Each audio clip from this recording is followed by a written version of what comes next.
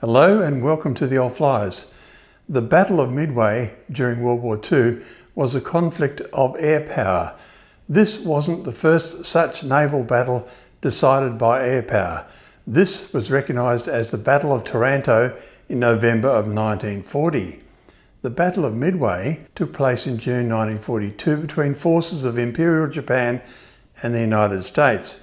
It is considered a pivotal moment in the Pacific theatre. Midway marked a turning point in the Pacific War where the tide began to shift in favour of the Allies. Midway Atoll is of strategic importance. It is located northwest of Hawaii and was strategically significant as a forward operating base for both the United States and Japan. Its capture would have allowed Japan to threaten Hawaii and the west coast of the United States. By defending Midway and repelling the Japanese attack, the Allies maintained a crucial foothold in the Pacific and preserved their strategic advantage. Historian Craig Symonds brings great insight into the thinking of both the Japanese and the American commanders before and during this battle. I'm Craig Symonds. I'm the Ernest J. King Professor of Maritime History at the U.S. Naval War College. The Battle of Midway takes place in early June of 1942, and it's a critical moment because in the first 6 months of that war in the Pacific, the Japanese had been having everything their own way. The Philippines, of course, had fallen. They had conquered the Dutch East Indies. Things looked desperate for the Allied cause, and Midway was critical because it turned that around. It changed the momentum of the war.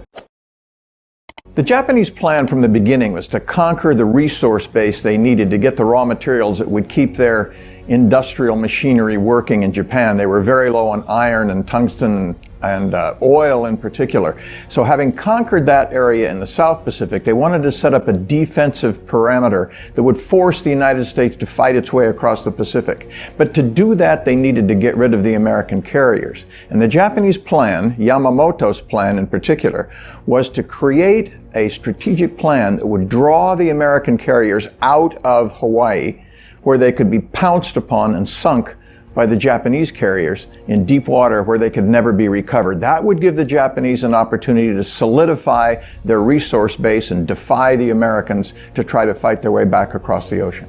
The Japanese had a very complicated plan for the Battle of Midway. They divided their forces into at least 5 battle groups. One consisted of the submarines that were supposed to ambush the American carriers as they moved their way north. Another consisted of the invasion force that was to land on Midway. Another consisted of the battleships.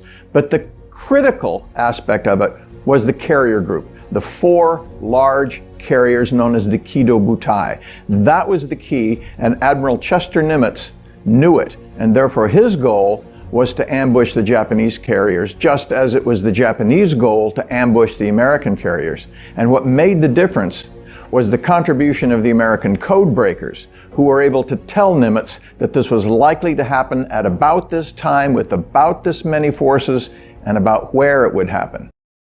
The most secret organization in the United States Navy in 1942 was known as Station Hypo.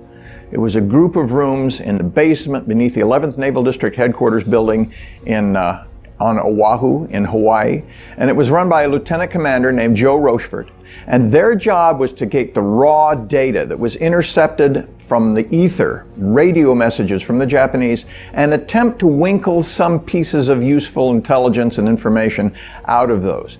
Now, a lot of people are aware that the Americans had broken the Japanese code by June of 1942, but that's a bit misleading because what we really were able to do is get just pieces of information, the occasional word, just glimpses of what might happen, and it depended heavily on the analysis by Joe Rochefort and his team as to what that meant. And they were able to tell Chester Nimitz in late May of 1942 that the Japanese seemed to be targeting Midway, that they would be coming with 4, possibly 5 aircraft carriers, that they planned to capture the island and use it as a base, perhaps as a bargaining chip in subsequent negotiations.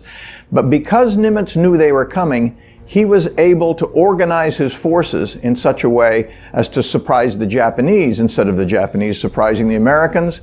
The Americans would surprise the Japanese, and it was the code breaking that did that. Maybe the most famous story about codebreaking in the Battle of Midway is that Joe Rochefort was pretty certain that he knew what the target was, that it was the atoll of Midway. And he told Chester Nimitz that, but he got pushback from Washington. The bosses, his intelligence bosses in Washington said, well, how sure are you? It could be elsewhere. It could be Samoa. It could be New Caledonia. It could be the west coast of the United States. And what Rochefort sought to do was prove to them, not to himself, because he was pretty certain, but he had to prove to them that Midway was the target. And so what he did was, by subterranean cable, tell the people at Midway to send a radio signal back to Hawaii saying, our saltwater distillers have broken down, implying that we're running out of fresh water. And then he waited. And sure enough, the Japanese intercepted that message and reported to Tokyo that Midway, AF, the symbol for Midway, was running short of water. Now, Rochefort had his smoking gun to prove that Midway was indeed the target. Knowing that the Japanese coming was critical, but it was not entirely clear what Nimitz should do about that. Remember that the overall strategic plan for World War II was that the Allies would focus on Germany first, in addition to which a lot of the new construction combatant ships would not become available in the Pacific until 1943. So one option for Nimitz was simply to say, well, how important is Midway after all? The carriers are far more important. I don't want to risk my scarce carriers against a superior force. I'm going to let the Japanese have Midway, and then later on, when we're stronger, we can take it back from them. But he decided not to do that. He believed that having the advance information that they were coming and knowing roughly where they would be gave him an opportunity he didn't want to let pass. So he took his 2 available carriers and sent them up to a position, interestingly enough, called Point Luck, to wait for the Japanese arrival, and then his 3rd carrier, the Yorktown, which had come limping back from the Battle of the Coral Sea, trailing a 10-mile oil slick behind it with serious damage from the Battle of the Coral Sea. He would patch that up quickly using Scotch tape and baling wire just to hold it together long enough until it could get out to Point Luck and join those 2 carriers. So he'd have 3 carriers against the Japanese 4, but he also had the island of Midway, which is a 4th airplane platform. So in his mind, it was kind of even odds, and having advance information and his belief in the superiority of American fighting man and American pilots, that would make the difference. Because the Japanese did not know that the Americans were aware of their approach, they believed that their attack on Midway Island, their air attack on Midway Island, would be the first time the Americans figured out that there was a Japanese carrier force in the vicinity. That would make the American carriers leave Pearl Harbor and head north, and they would be ambushed first by submarines, then by carriers, and then finished off by battleships. But of course, they didn't know that the Americans were already out of Pearl Harbor and north of the island of Midway.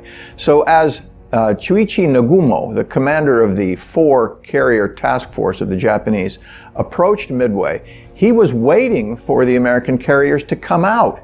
He did send out search planes to look for them, but didn't expect to find them because he thought he knew where they were. So he sent his planes to attack Midway.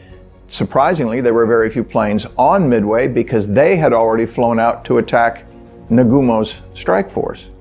Because the primary target of this whole operation was to get the American carriers, Midway being the bait, not the object, the carriers were the real object, Nagumo sent only half of his airplanes off to attack Midway Island, keeping half of them back for when the American carriers showed up. Well, the Japanese planes arrived over Midway and they bombed it pretty badly, but they reported back that a second strike would be useful. So Nagumo's dilemma is, how should he manage this? Should he launch his other half airplanes immediately to bomb Midway again and then recover the first strike coming back? Or should he wait and recover the first strike coming back and then send them off again? And in the midst of trying to decide what to do about this, he got a report from one of his search airplanes that there were American surface forces to the north of him. Well, they didn't say what kind of surface forces. So the first thing Nagumo asks his pilot is, ascertain ship types. And he waited a rather critical 10 minutes for the answer to come back. Well, it's cruisers and destroyers. Oh, okay, not too bad, no carriers. But he should have asked himself, why were cruisers and destroyers in an unusual position north of Midway Island if they weren't there to guard a carrier, which in fact they were. It was the Yorktown carrier group.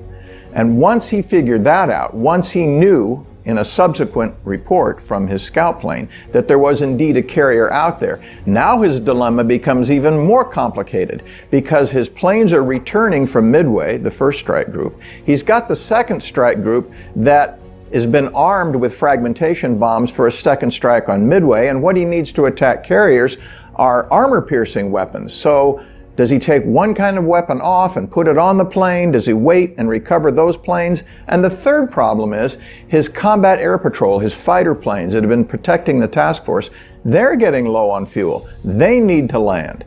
And Nagumo made a critical decision. And this is what it was. Rather than go off half-cocked and send off some now and some later, Japanese doctrine compelled him to hit them with the biggest hammer he had. And that meant recovering the planes returning from Midway, refueling, rearming them with armor-piercing ammunition, and then sending everything off, the torpedo planes, the bombers, the fighters, all in a coordinated strike to get those American carriers. But making the decision and making the changeover took enough time so that by the moment they were ready, it was already too late. All this time while Nagumo was making up his mind about how to respond to the news that there was an American carrier north of him, he was under attack from the land-based planes that the Americans had sent out from Midway Island, a total of 90 of them, various types of Vindicator bombers and some new Avengers, and also a very eclectic attack group. And they were not very effective, to be perfectly candid. Very few of them could get close enough to launch their torpedoes. The bombs missed by hundreds of yards.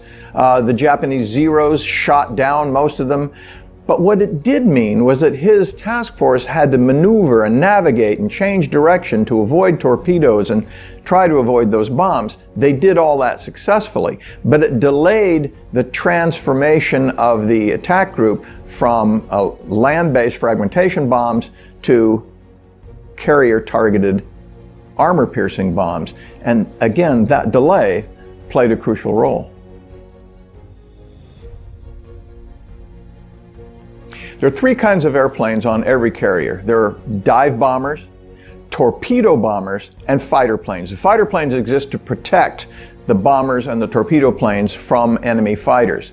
But the hammer is the dive bomber, which comes streaking down from 20,000 feet at about a 70-degree angle, using the airplane itself as an aiming device, and then releasing their bomb when they're about 2,000 feet up, 1,500 feet, depending on how daring the pilot wants to be, and then pulling out of the dive.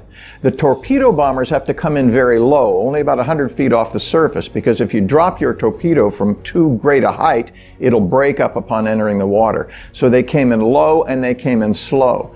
So the torpedo bombers are the slowest of the American airplanes, and yet at Midway, curiously, it was the torpedo bombers that arrived first. And there's several reasons for that. The three American carriers were operating in two groups, one group of two that would ordinarily have been commanded by William Halsey, but Halsey had a terrible skin disease and had been ordered into the hospital. So his subordinate, Admiral Raymond Spruance, who was not ordinarily a carrier commander, he was a cruiser-destroyer man, but he was in charge of that two-carrier group. The overall American commander was Frank Jack Fletcher, who was with the Yorktown group. And because they were maneuvering independently to launch and recover, carriers have to turn into the wind to do either of those things. Those two groups became further and further separated during the morning, so that when they dispatched their attack squadrons, they flew independently to the target.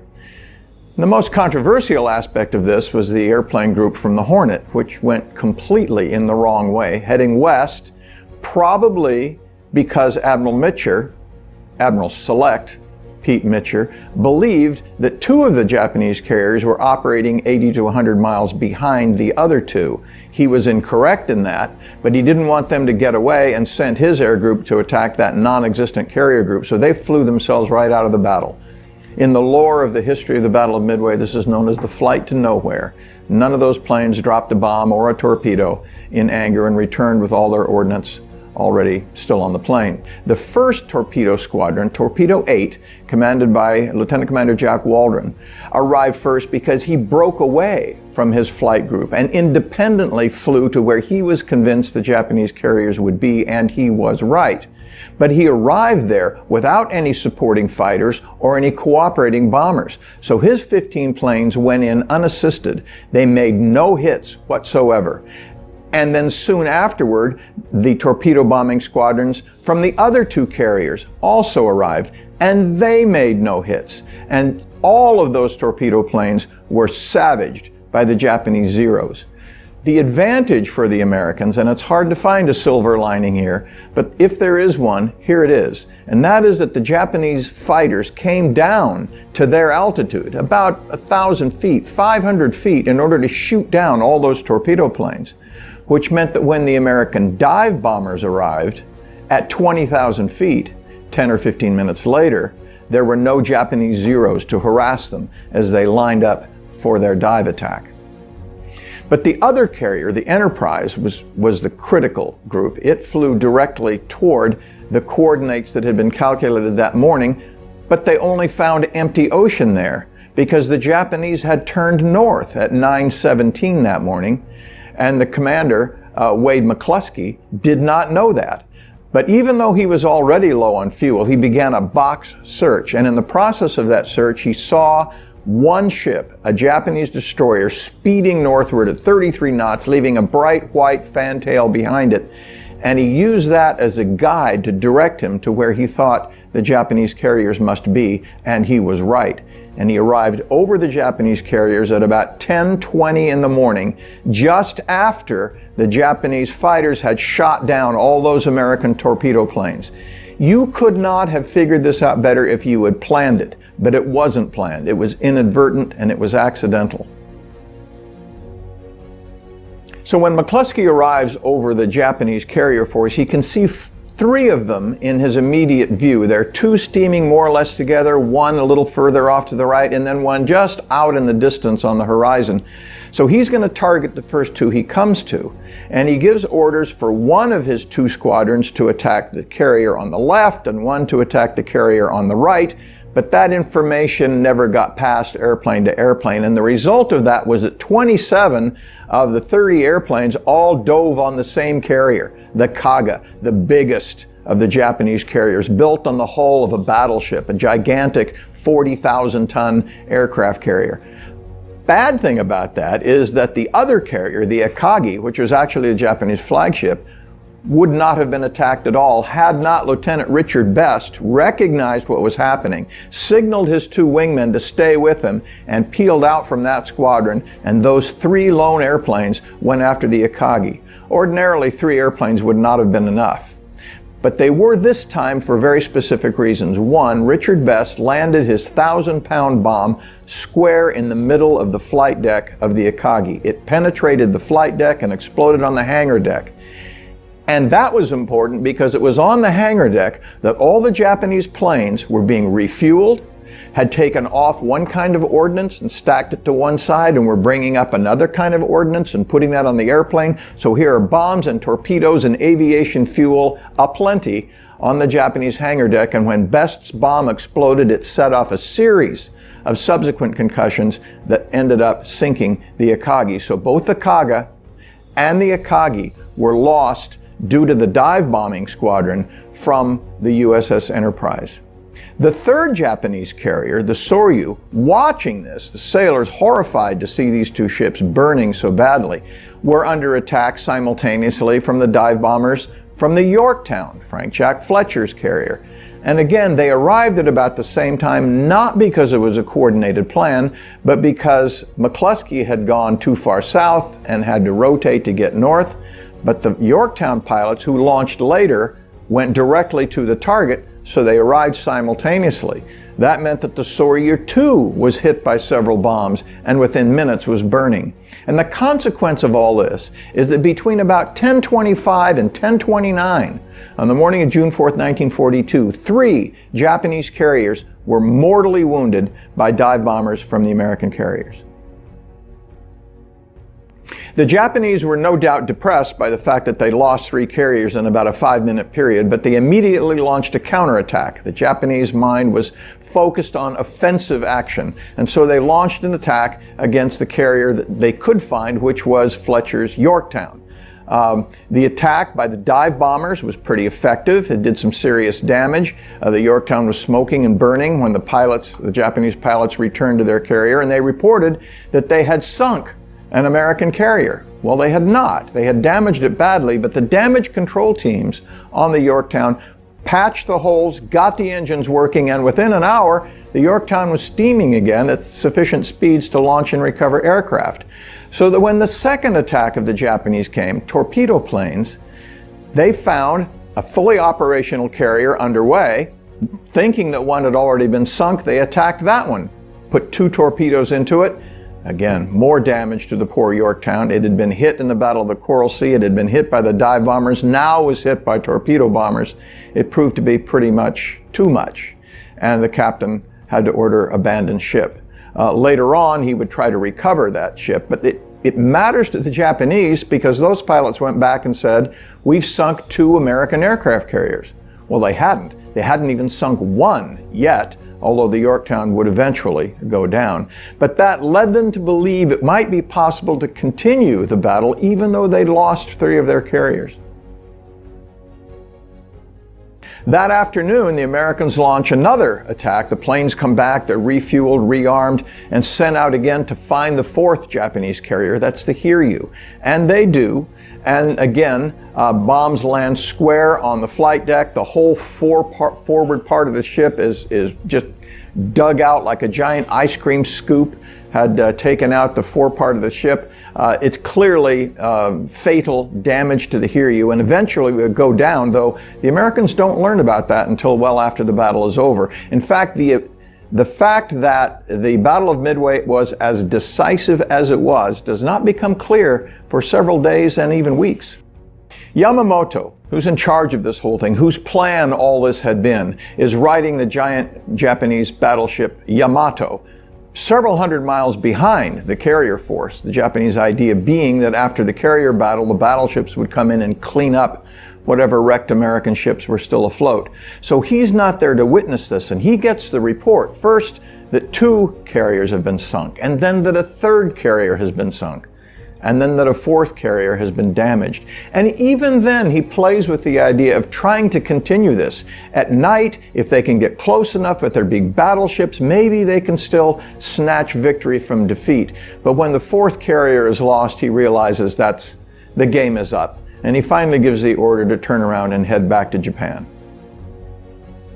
Raymond Spruance is in charge of the 2 carrier group that would have been Bill Halsey's under ordinary circumstances. But because they were operating separately, Fletcher, whose Yorktown ship had now been mortally wounded, turned over to Spruance the tactical command of the force that's left, and Spruance sent out yet another strike trying to find some of the supporting Japanese ships. They find 2 heavy carriers, the Mikuma and the Mogami, attack both of those, pretty much destroy them as well. So in addition to the 4 carriers, it's 2 heavy cruisers, and of course a lot of important Japanese pilots, which are going to be irrecoverable for the Japanese. But here's another thing that Spruance does that's interesting. When night falls, instead of continuing the pursuit, which some of his subordinates urged, he turned around and headed back toward Hawaii. The reason being he knew the Japanese might be seeking a night engagement, and he wanted absolutely no part of that. And he was cool enough in his decision making that having made that decision, pretty sure that he had done the right thing, he went to bed. The Battle of Midway does not decide the outcome of the war, but it dramatically changes the trajectory of the war. In the first 6 months of that conflict, the Japanese were on the offensive. They were the aggressors. They made the decisions about what would be attacked and when, and the Americans were responding to that aggression. After the morning of June 4th, 1942, the Japanese were on the defensive, trying to protect what they had, and the Americans would go on the offensive. In fact, just a month later, they would land on the island of Guadalcanal to begin the offensive that would cross the Pacific and end in Tokyo Harbor in 1945. Thanks for watching. Please like and subscribe, and if you can, donate $1 to promote new work.